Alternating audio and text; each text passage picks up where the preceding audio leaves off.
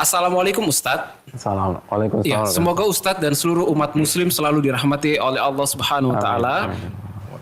Ustadz, adakah kiat untuk kita memperbaiki diri sebelum kita dipertemukan dengan jodoh? Jazakallah khair. Silakan Ustadz. Siapa yang nanya? Siapa yang tanya tadi? Tadi yang bertanya Naura Ustadz. Naura, Ustadz. Ya. Makasih banyak buat Ukti Naura ya, Ya, Ustadz. atas pertanyaannya. Yang pertama ini pertanyaan bagus, pertanyaan cerdas, pertanyaan yang menunjukkan konsep yang mendasar bagaimana mencari jodoh. Itu perbaikin diri kita dulu. Bagaimana perbaikin diri kita dulu. Yang kedua yang perlu kita camkan buat Naura dan kita semua, mungkin untuk saat ini amalkan tips yang tadi kita sampaikan. Karena untuk bisa sampai ke makom Nabi Musa itu nggak mudah. Ini makom Nabi. Bagaimana seseorang benar-benar hanya cerita kepada Allah Subhanahu wa taala dan menunjukkan kebutuhannya kepada Allah Subhanahu wa taala. Dan poin yang penting ketika Nabi Musa mengatakan, "Rabbi inni lima anzalta ilayya min khairin fakir." Aku butuh terhadap kebaikan yang engkau berikan kepadaku. Aku butuh makan, aku butuh tempat tinggal, aku butuh istri. Kan itu kan tafsirnya tadi. Aku butuh istri nih Allah. Orang yang butuh itu akan mengikuti, gitu.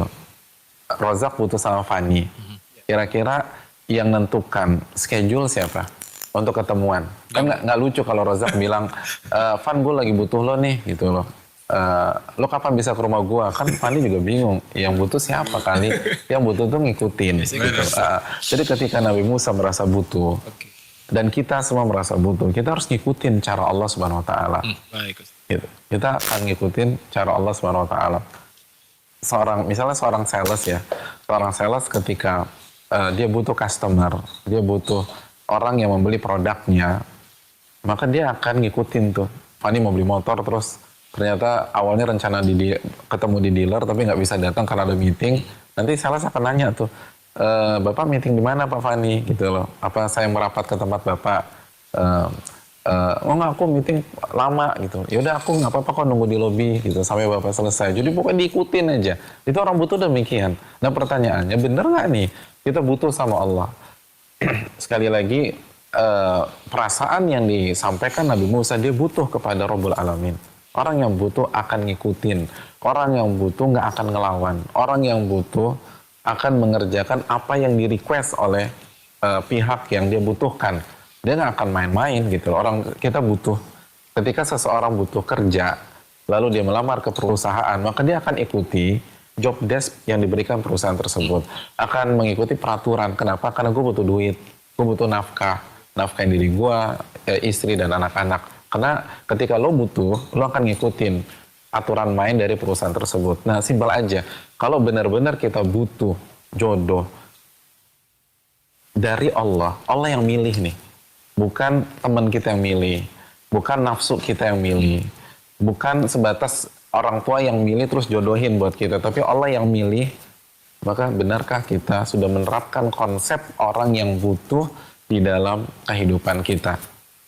Itu poin simpel. Jadi perbaiki itu dulu, gitu. Perbaiki dulu, dan itu butuh waktu loh, gitu. Makanya malam ini kita kasih bocorannya satu dulu, biar apa-apa diamalin kan gitu ya. Kita tahu Utsman bin Affan ketika cerita tentang bagaimana para sahabat belajar, kan kata Utsman dan yang lain-lain mengatakan dulu tuh sahabat belajar 10 ayat la yujawizuhun, dan mereka nggak nambah ke ayat 11 sampai diamalin dulu tuh yang 10. Nah ini satu tips ini diamalin dulu nih buat para jomblo dan teman-teman yang single dan ingin menikah lagi.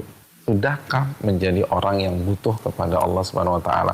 Kalau itu sudah bisa diwujudkan, ya Allah kasih ilham kepada seorang ayah, lalu menyampaikan gimana kalau kamu nikah aja sama istriku. Mungkin itu Pak.